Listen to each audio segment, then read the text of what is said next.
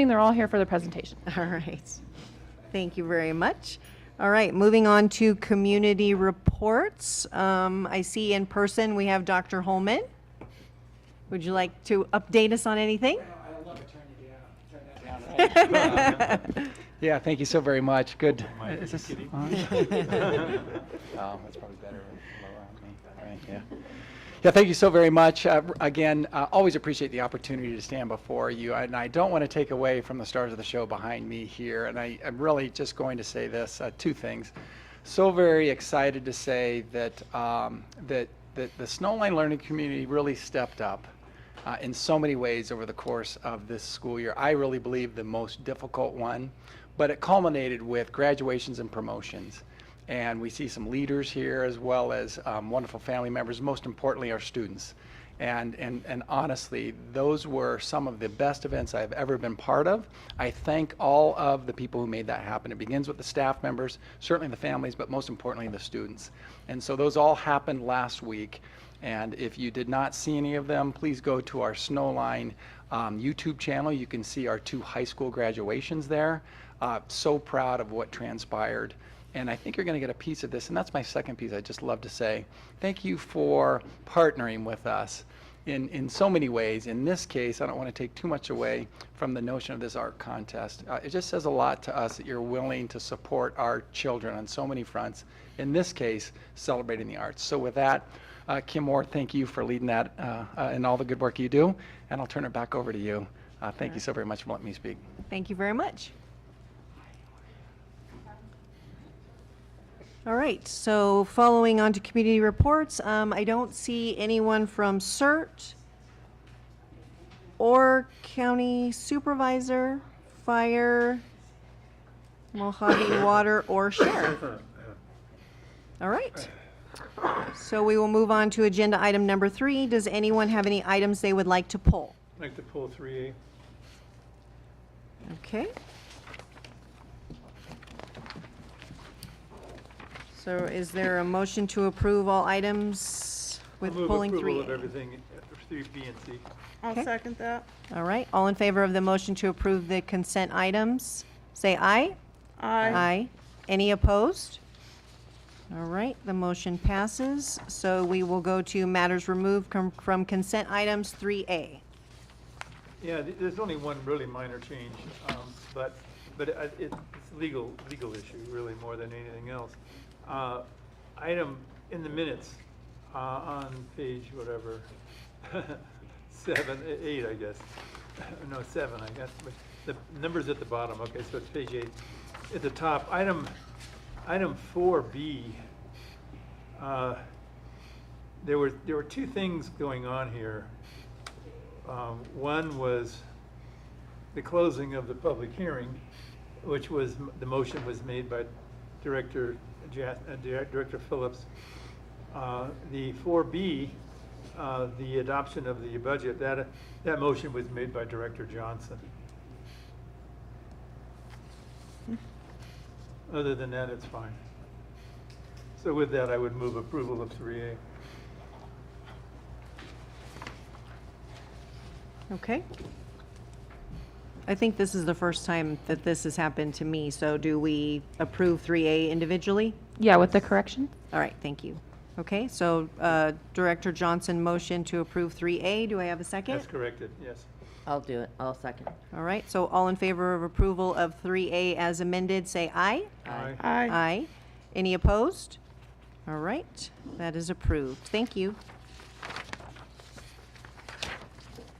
All right, moving on to number 5, presentations, the 2022 Earth Day Art Contest winners. Yes, if you just give me a moment here to share my screen. I'm trying to pull up the presentation. 1 second.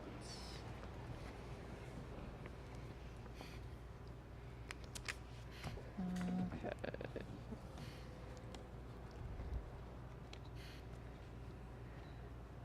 Mr. Fish, I'm having technical difficulties. Would you mind loading that presentation, please?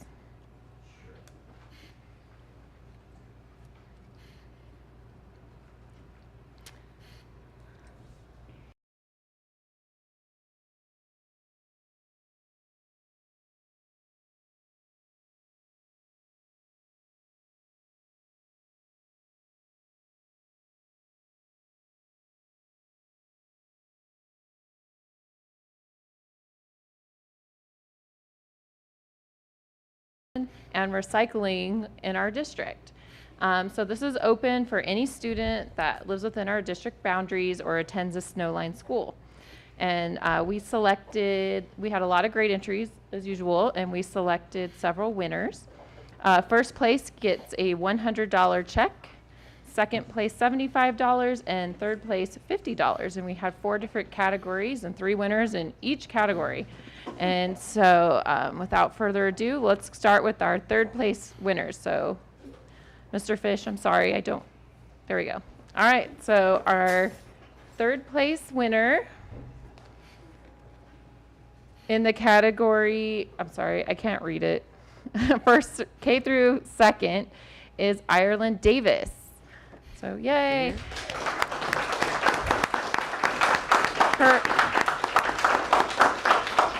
So her family's on a boat right now. They did cheer very loudly when we called them today to see if they'd be here. So we'll be mailing her that. We have some people that are coming in. Okay.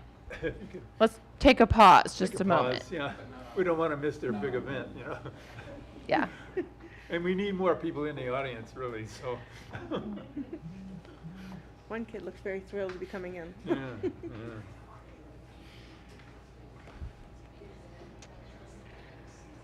Oh my, we need more chairs.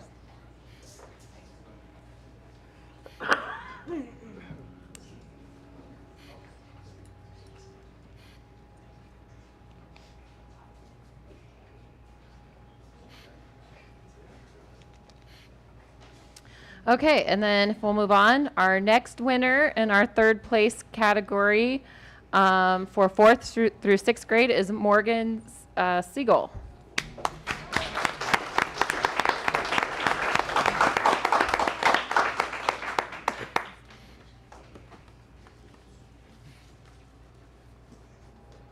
And don't leave, because at the end we're going to have you come up and take a group photo. And our next third place winner in the category of 7th and 8th grade is Jasmine Marquez.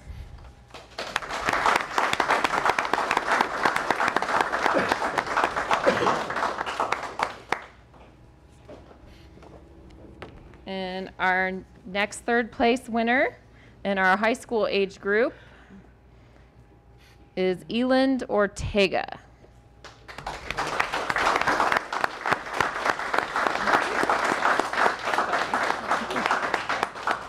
Get it right next time. Okay, so we'll move on to our second place winners. And our first second place winner in our category of K through 3rd grade is Ivan Ortega.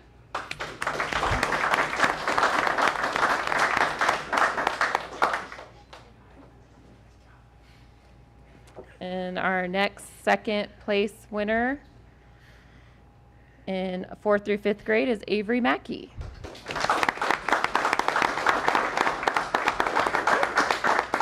Well, we will mail her her certificate.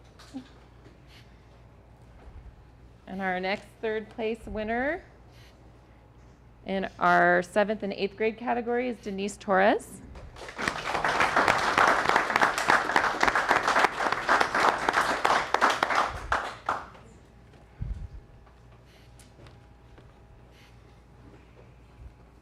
And in our high school category, we have Justice Richards.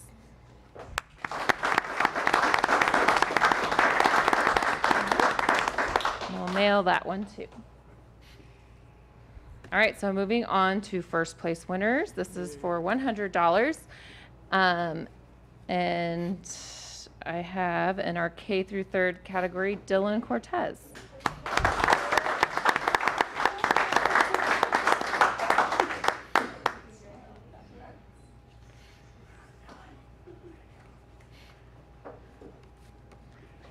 And our next first place winner in our 4th through 6th grade category is Fiore Varner.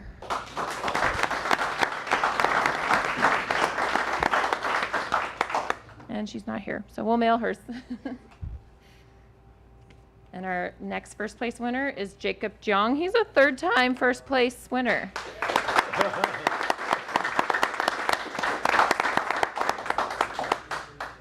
Looks like art school in his future. Yeah. And last but not least, but our first place winner for high school is Sophia Segal.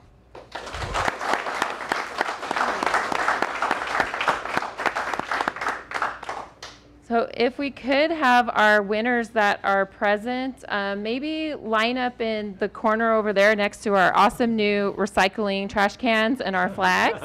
We're going to take a group photo.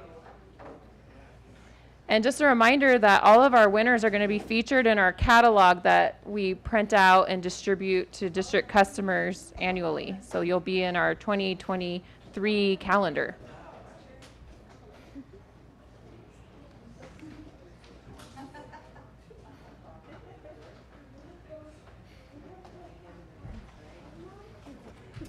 So I'll have you scooch in over here in this corner. And if you could hold your certificates up, you have them.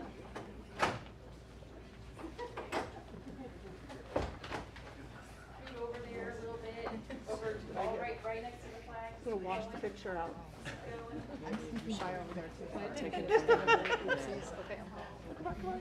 go. Thank you so much.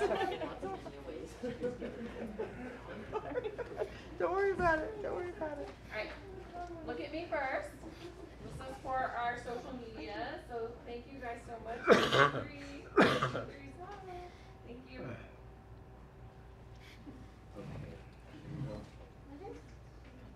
And can you?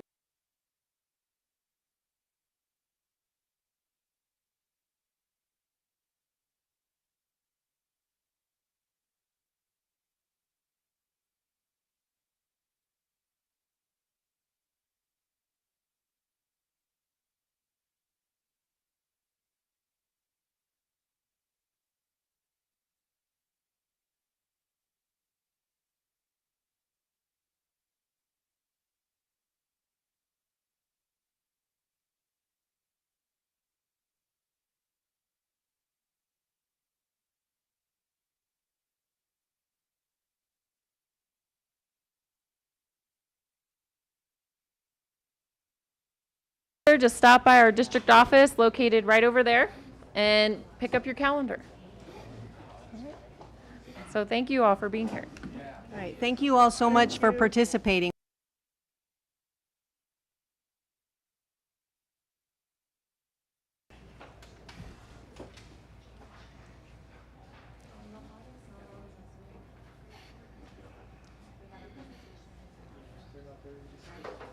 Okay, so the second presentation for the OS Day Recharge Project.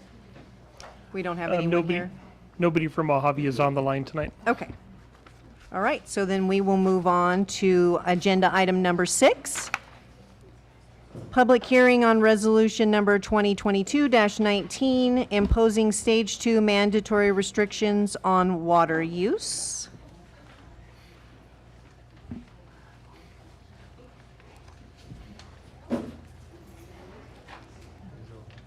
Take a minute. Well, you'd want to Yeah, take a pause, thank you. yeah.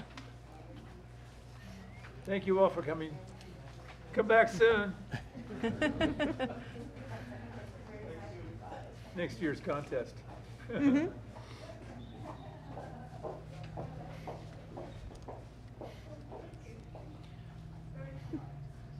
That's probably a record for our attendance. Yeah. Well, yeah, I think you're right. Definitely for a weekend report. It's on.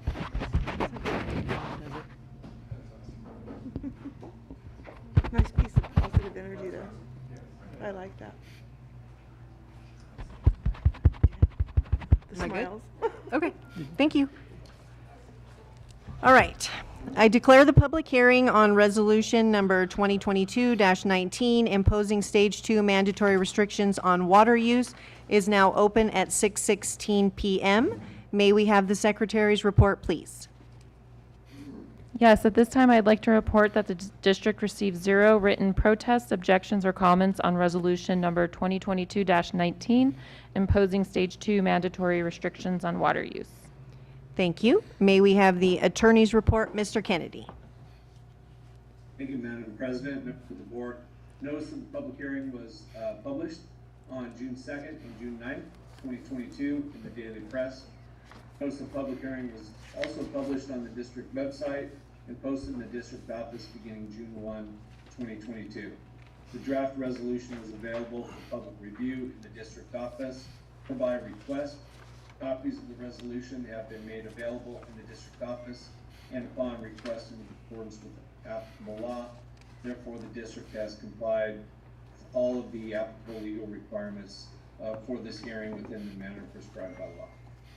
Thank you, Mr. Kennedy. May we have the staff report, please? Yes, on March 28th, 2022, Governor Newsom directed the State Water Board to consider adopting an emergency regulation for urban water conservation. On May 24th, 2022, the State Water Board adopted an emergency regulation. The emergency regulation was expected to take effect on or around June 16th, 2022, dependent on the Office of Administrative Law process, but was filed June 10th and went into immediate effect. The emergency resolution will remain in effect for 1 year from the effective date unless the State Water Board acts to end, modify, or readopt it. Stage 2 water shortage measures include all the existing stage one measures and add, among other things, agricultural and commercial irrigation requirements, prohibition of excess irrigation and free flow of water, the required use of pool cover and filling of pools between specified hours only, drone surveillance where necessary to enforce the district's water conservation ordinance. Because the district is not anticipating a water shortage, it is already experiencing an almost 20% reduction in water consumption over last year due to less agricultural activity. The individual conservation requirements with penalties are not being implemented at this time. Thank you, Mr. Bartz. At this time, we will open the public hearing for public comment.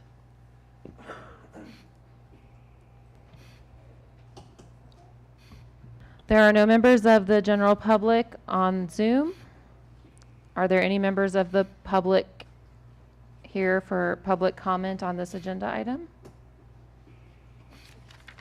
There appear to be none. Thank you. Thank you. May I have a motion to close the public hearing? I'll move that we close the hearing. I'll second. All right, all in favor of closing the public hearing? Say aye. Aye. Aye. Any opposed? I declare the public hearing closed at 6:20 PM. Thank you.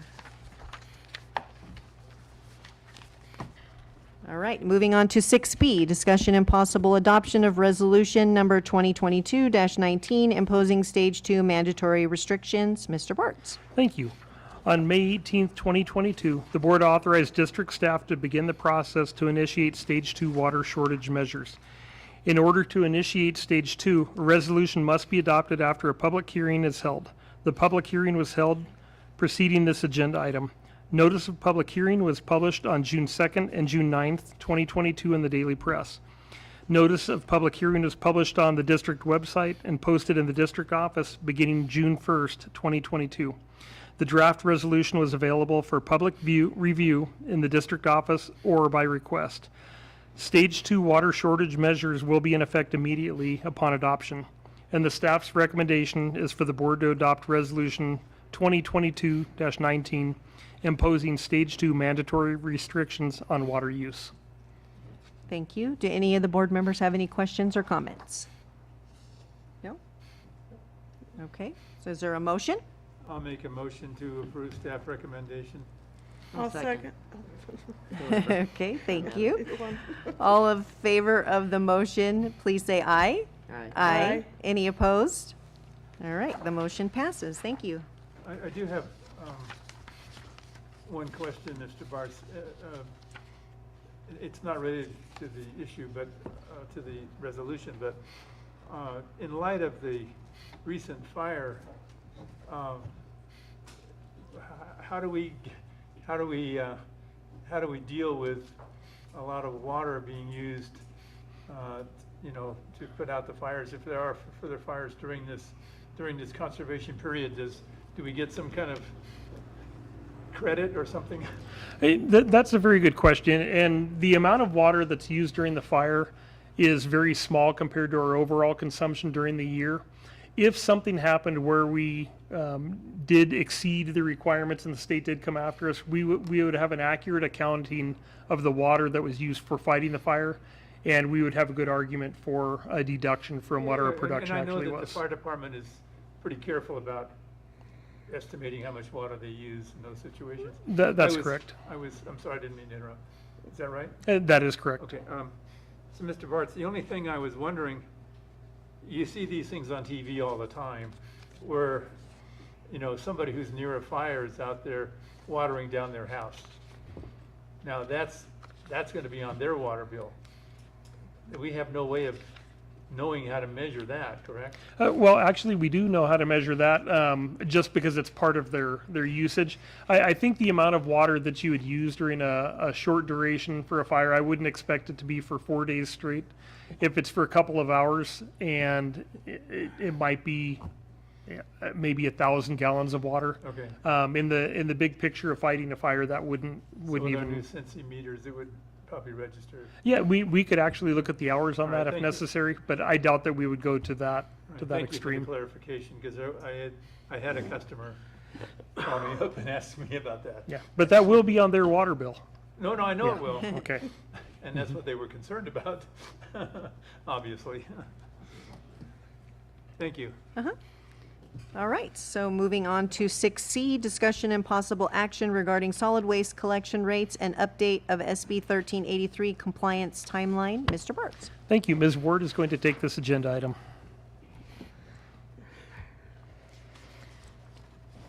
Okay, so a little bit of background on this. In 2019, the board adopted the new rate schedule for solid waste and recycling collection, which includes the provision that we are allowed to increase the rates by COLA or CPI each year, and also by whatever the increase in tipping fees are, so the disposal cost at the landfill. And this is the last year that we will be utilizing the LA index. We are going to move into the San Bernardino index next year. So CRNR did submit an initial rate adjustment request of 3.83%.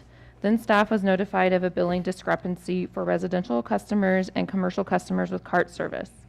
Staff requested for CRNR to review the rate increase and asked for CRNR to resubmit the rate increase request.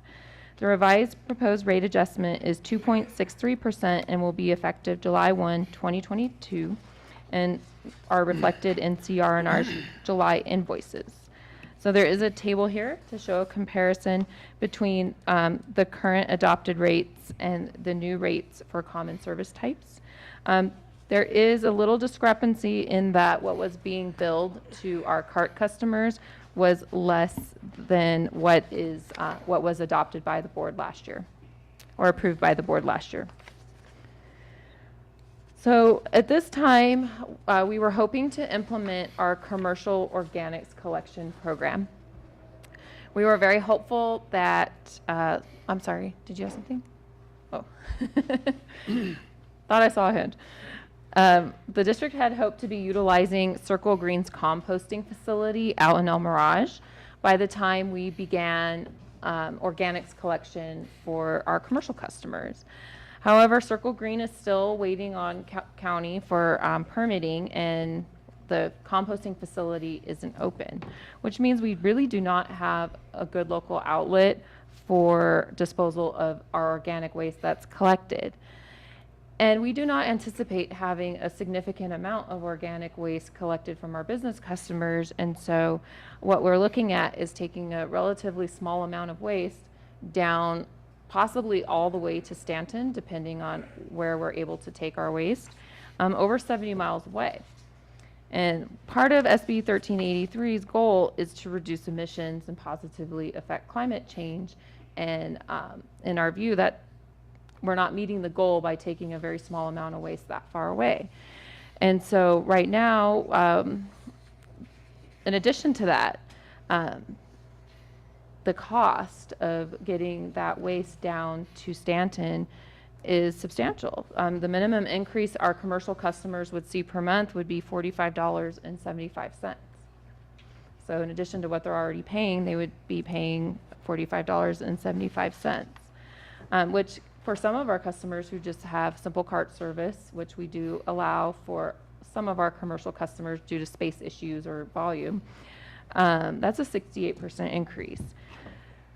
Additionally, we are continuing to realize ongoing supply chain and staffing issues. And so at this time, staff is really recommending, and so is the committee, we discussed this, our solid waste committee, a delay of 6 months in implementation of commercial organics collection service.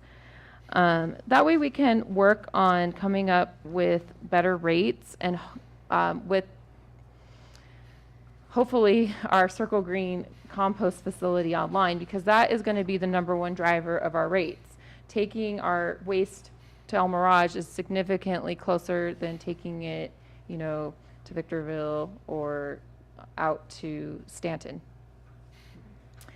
And so with that, we are just looking for the board to accept the rate increase and to also approve the amended timeline for implementation.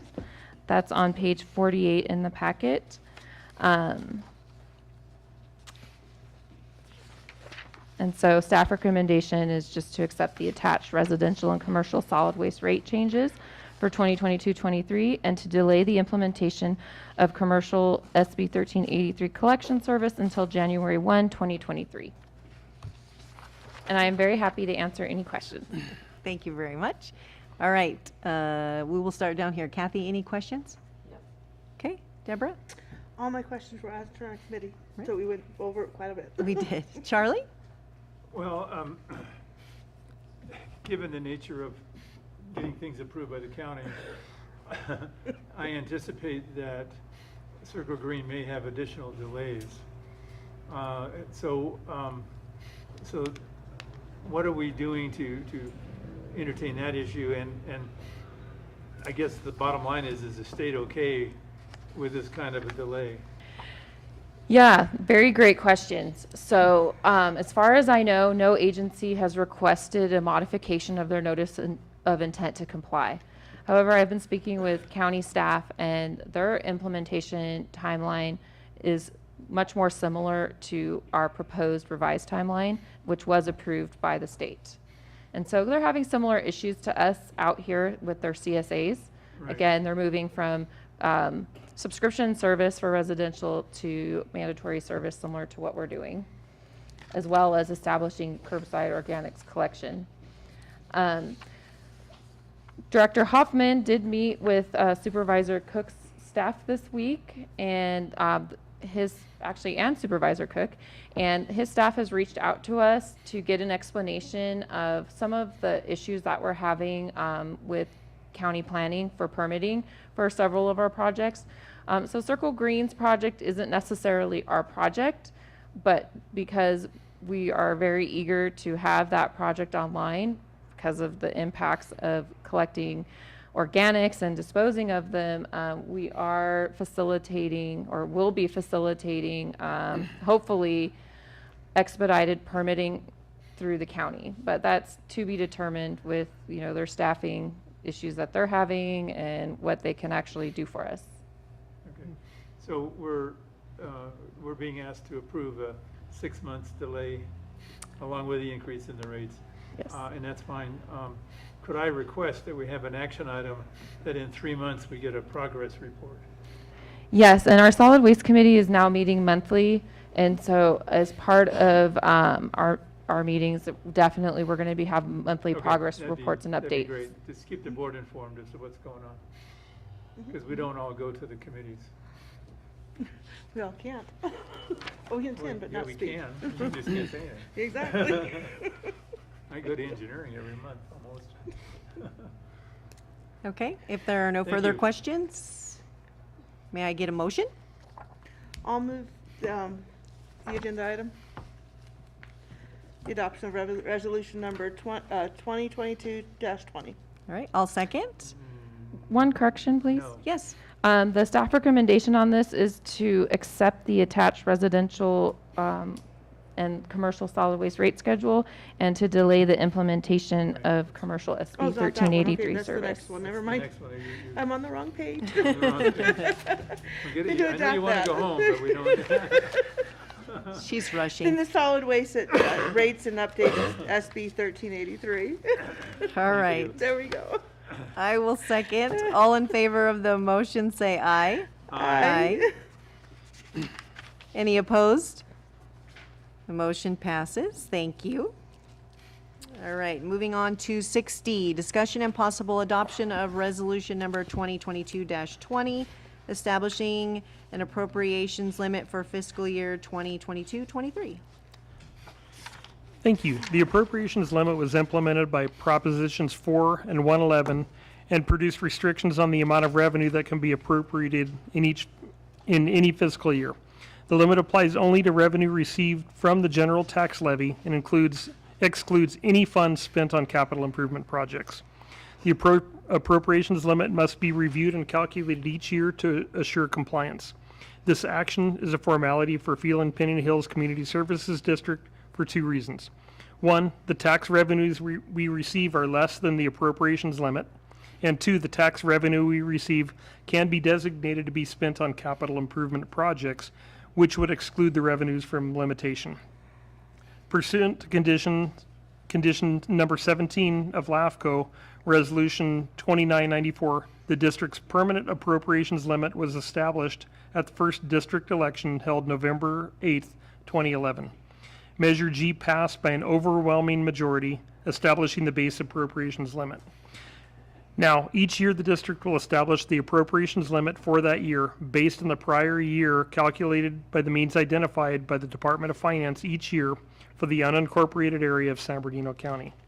Staff recommends the board approve Resolution 2022-20, establishing an appropriations limit for fiscal year 2022 and 2023. Thank you very much. All right, are there any questions or comments from the board? I'd like to move approval of the staff recommendation establishing an appropriation limit for fiscal year 2022-2023. Second. All right, all in favor of the motion, say aye.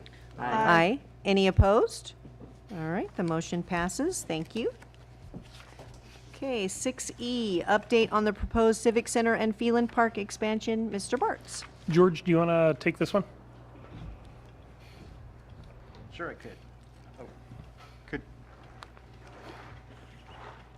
Oh, could you hear me? Is this on?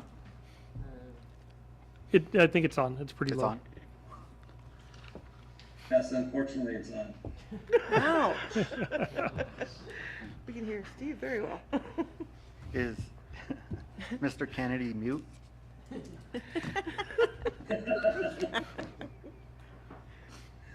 I'm the box of Whoppers sitting right next to you. 3 boxes. Okay, I'm sorry. I want to skip to which agenda item are we on?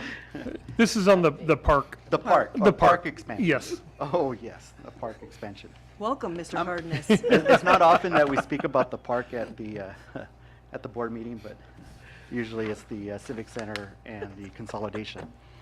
With the park expansion, I want to touch on the Joshua Tree discussion that's been going on today, this morning, this afternoon. The Fish and Game Commission had arguments against the western Joshua tree as an endangered species. Species was kind of brought up several times in the public comment. We had several local and state representatives comment against putting the Joshua tree on the western Joshua tree on the list. The presentation was held by senior environmental scientist Jeb McKay Berkey on the proposal to remove the Joshua tree. And there were two that was discussed. One was the southern and one was the western. Really, the discussion was more on the western and focused on the western.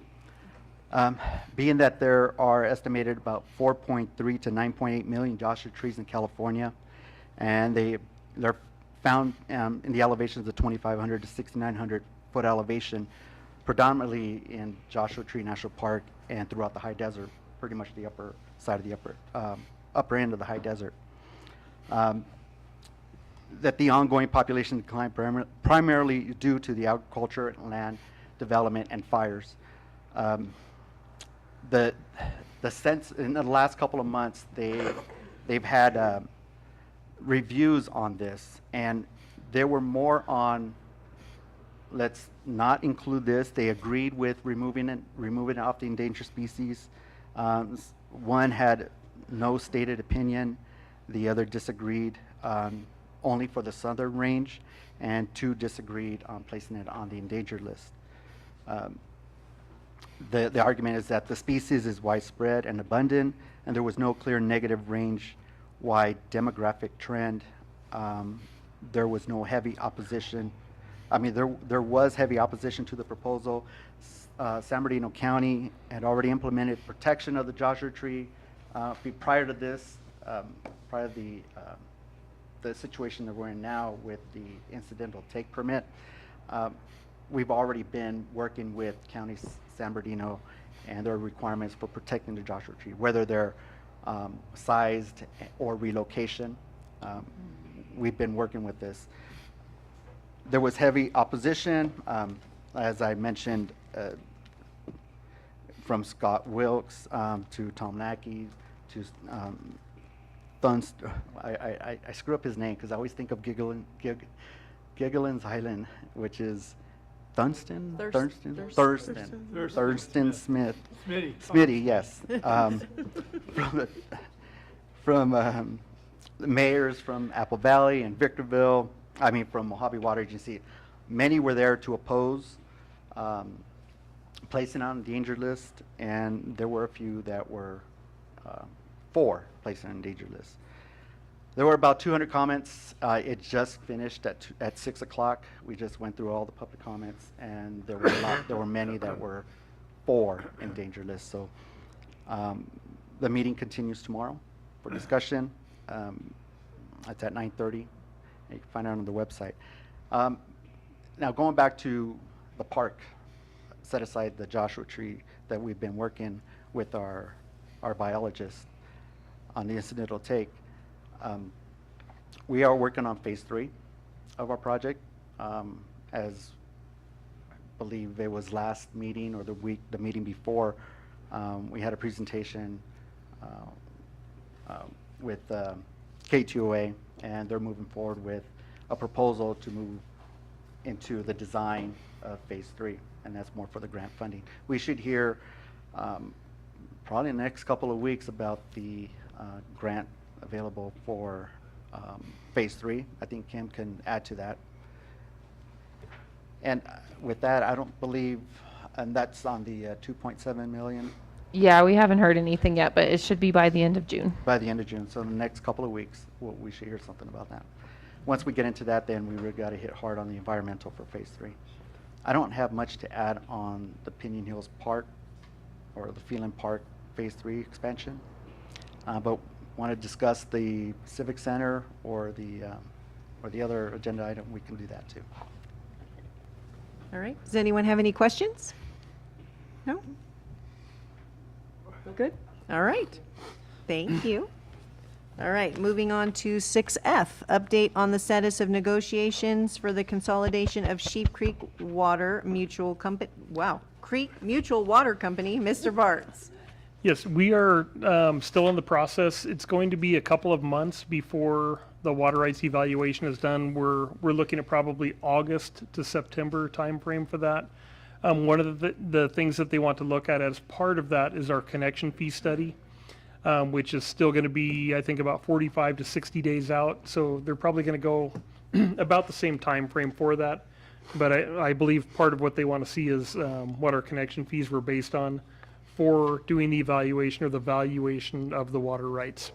So we're having weekly meetings, providing information as necessary, and a lot of discussions on how the ramp down works with Mojave as part of the valuation of water rights. So it's still moving forward.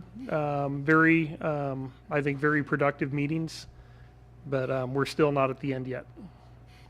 Okay.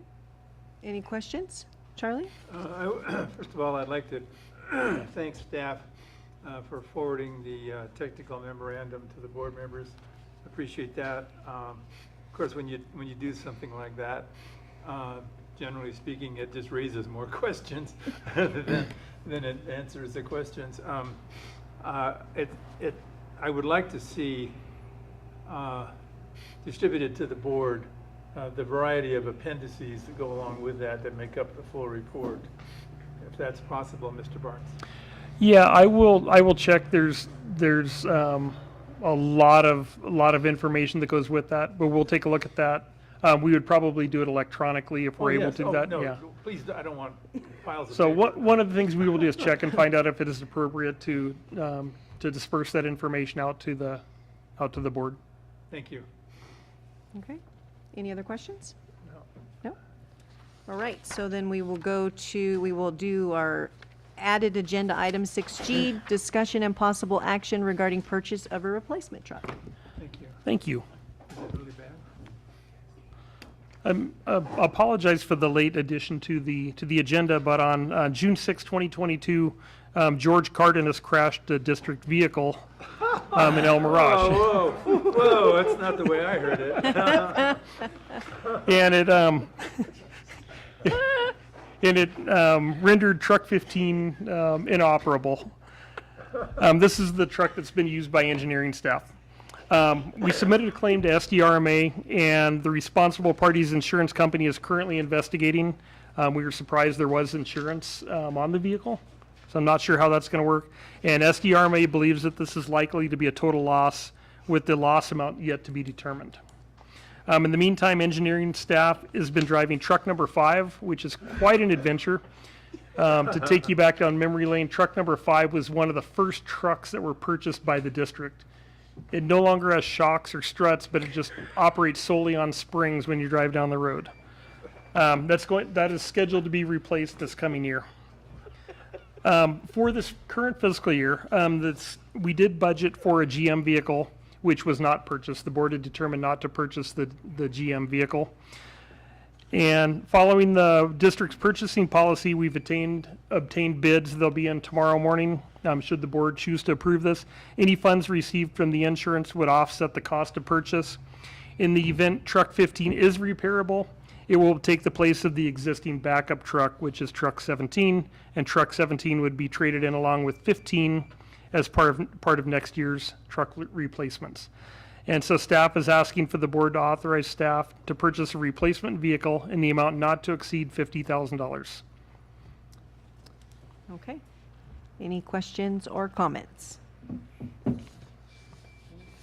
No? I have a comment. Yes. In the background, there's no mention of George Cardenas as crashing a vehicle, just for the record. Mr. Bartz, would you like to comment on that? Oh, it's already taken care of. I think the comment's already been made. Okay, district staff, district engineering staff. I don't think we need to assign blame. I think the lady was involved. Yeah. I'll accept that. Yeah, we'll just leave the comments about the rest of the crash. Thank you for the levity on this agenda item. Oh my gosh. I can just say though that Damn expensive. we are very happy to be alive and not injured, other than just being sore. And we are very happy too. Yeah, we'd have a hell of a time finding an engineering manager. That Easy may- to find a Slam. Well, I got you back, Don. Hey, didn't get it. Okay. All right, all fun aside, do I have a motion? I motion. I'll second. All in favor, say aye. Aye. Any opposed? All right, the motion is approved. Thank Thank you. you. All right, moving on to number 7, committee reports.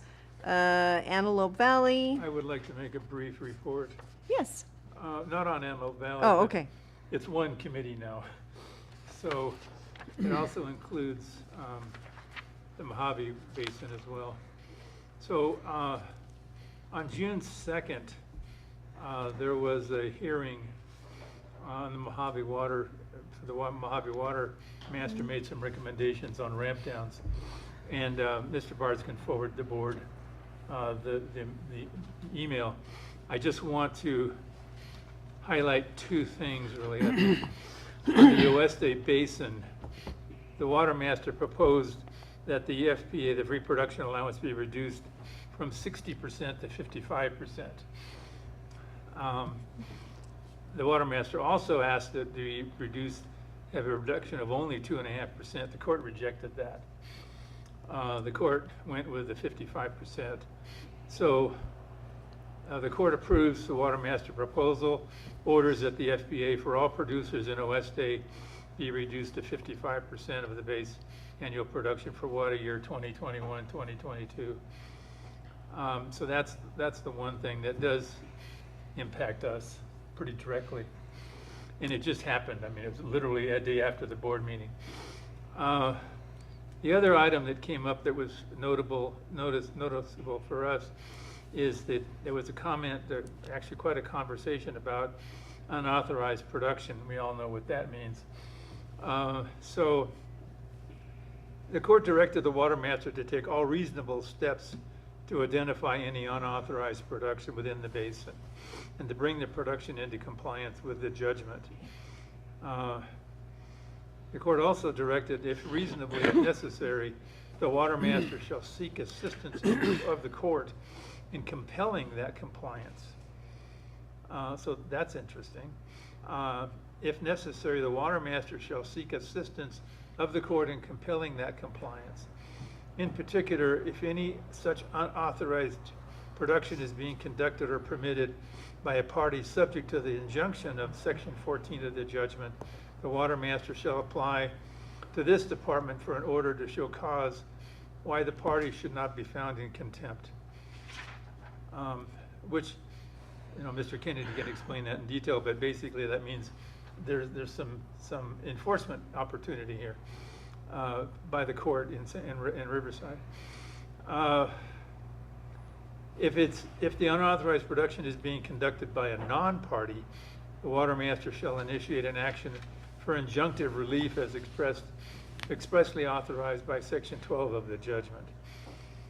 So the court's getting involved to try and help us here. And so there are several questions that the court asked, and I'm not going to go into that. You can read the email because there's quite a few things here. But once those questions are answered, then the court may have come back with another ruling or another judgment on these unauthorized productions.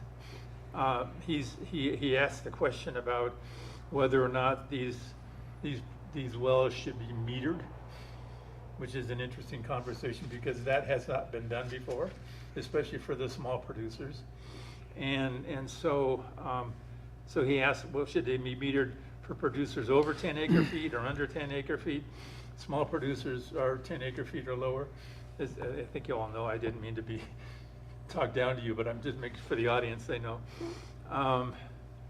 So what circumstances would entail being metered? And so the court is asking these questions. These questions are not answered.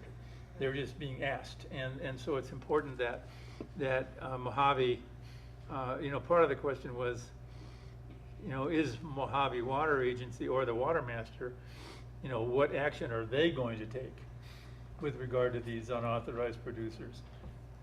So I just want to report to the board. That's really the end of the report. I just want to make sure the board is aware. If you want any more details, you can talk to Mr. Bartz. But this came directly to the committee, and so you are aware, at least of the highlights. All right, thank you very much. We appreciate it. All right, moving on to Engineering Committee.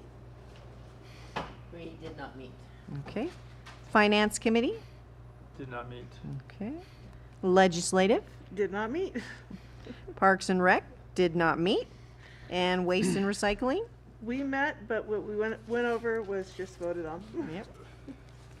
All right, moving on to number 8, staff and general managers report. Mr. Bartz? Yeah, just a short report. Charlie, that was a good report on the adjudication hearing in Riverside, pretty comprehensive. So just taking a step back to last year when we actually had a pleading with the court, and we tried to twist Mojave's arm into actually going out and doing something. The judge heard that, Mojave agreed, and so as Charlie was alluding to, there are approximately 30 properties that Mojave is taking to court to compel them to join the adjudication. And that hearing is going to be held on June 30th down in Riverside. You can zoom in online if you want to watch it, but there's approximately 30, maybe a few more. It could be up to 45 different properties. Not all of them in our area, but a number of them are in the El Mirage area. I'm typically away from our water system because these are the ones that are have wells that they've drilled and they're not part of the adjudication. So that is coming up. They also asked the judge to provide maps of all of the known greenhouse locations and wells to the district, which they did that, which is very nice that they provided that information. So now we have a good idea of where the illegal grows are at in our district, including the ones in our water system. So now we can go back in and cross-reference those and make sure anybody with any kind of agricultural enterprise out there has the appropriate backflow devices for protection of our water system. So this was kind of a win all the way around for everybody. Everybody noticed there was a fire this last weekend. The 4 generators that we had, and I'll let Sean follow up with this in just a minute. The 4 generators kept us topped off the entire time. Nice. Without those 3 new ones that we received, we probably would have been in a lot of trouble. And Sean, I'm going to let you describe a little bit more what that looks like. The district lost power for approximately 12 plus hours, rendering us unable to pump. We pump by virtue of 3 pumping lanes up the mountain to supply water. We were cut off on 2 of those lanes. And without the generators, Kim and Jennifer were so instrumental in helping us land, we would have lost that ability to pump. And the field staff did an amazing job deploying those generators in less than an hour and a half, and we were able to keep pumping and didn't skip a beat. In years past, we've never had that ability, and this year we were actually able to gain levels while that fire was raging instead of losing levels. So those generators were instrumental in operations. Nice. It's wonderful news. Yeah. We need to toot our horn on that one. Yeah, we do. Yeah. No. Press release. Yeah, no, our employees were great in this process. The Sheep Creek had some damage. I believe they're still working on a generator for running a couple of their wells, but it looks like they're maintaining their water levels to where they think they need to be. They did lose or had issues with the 2 shafts for the tunnels. One of them, well, actually both of them caught on fire, and more smoldering, but down about 20 feet, it burned the timbers that are kind of the structure for the shaft. They did get out there and fix those, and I'm not sure if they're back in service yet with their tunnel, but they had to take the tunnel out of service for a while. The good thing is there's plenty of water and storage from the district, and with the agreements we have, we can provide them water, but they haven't needed it. They've done okay with that. Good. That's all I have. Some good news. Yeah, thank you very much. If, Madam President, if Yes, I may. of course. add to what Mr. Bart said, as I think all of you know, I serve as general counsel for Wrightwood CSD, and I can confirm that the work that your staff did with respect to that fire, which has caused devastation in that area. A board meeting last night was canceled. They still don't have electricity and cell service, but what they were able to do was, with the help of your staff, was there was no structural damages and no loss of life. So to the extent that your staff was instrumental in all of that, that is amazing work, and I think everyone in that area certainly appreciates everything that your staff did to preserve that area. Yeah, thank you very much for that. So if I could ask a question. Of course. So we don't have any formal agreements between the 2 community services districts I don't believe Mr. Kennedy, but I'm wondering, in extraordinary circumstances, would there be an opportunity to have some kind of agreements of support or aid or whatever terms are necessary? I wonder about that relationship. Yeah, mutual aid agreements are pretty common, and I'm not aware of any that this district has with the Wrightwood CSD. You would know. Have a mutual aid agreement with the school district there, but it is pretty common situation, and and I think even in the absence of a mutual aid agreement, there in situations of emergency of that nature, then I think what you will see is the kind of assistance that your staff provided with respect to that situation, which is that that you do what you can when that situation occurs. And I think that's reflective of what happened. Usually the mutual aid agreement is one that kind of formalizes the process, and then there's certain indemnifications and releases that are included with that. But oftentimes that just happens with public agencies where local agencies come in for assistance even in the absence. Now that's great that it worked as well as it did. I'll leave it to staff to make a determination whether that's necessary or not. Yeah, if I may, the district is a member of Cal Warn, and so that might be something that Wrightwood CSD may want to join, because it does provide that type of mutual aid that was just discussed, but through Cal Warn, WARN. Thank you. Yeah, that's a great idea. Thank you. Thank you. All right, and then I just wanted to point out Ms. Ward's hard work on our new management report. It gives you kind of a highlight of all the information that's going on right now. Thank you so much. Yes, you will look forward to that monthly. Yeah. All right, so we will move on to number 9, director's reports. We will start with Kathy. I have nothing to report. All right. Deborah? Nothing to report. Charlie? Nothing. All right, and I just included the notes from my online training, the Great Board Chair. I'm trying to finish up my hours of training, so I will be finishing those up. That was a good training. It was very Really good. good. Yeah, I enjoyed it a lot. All right, number 10, correspondence and information. Yeah, so just the usual information. We have our billing schedule for June, July, and August in the packet.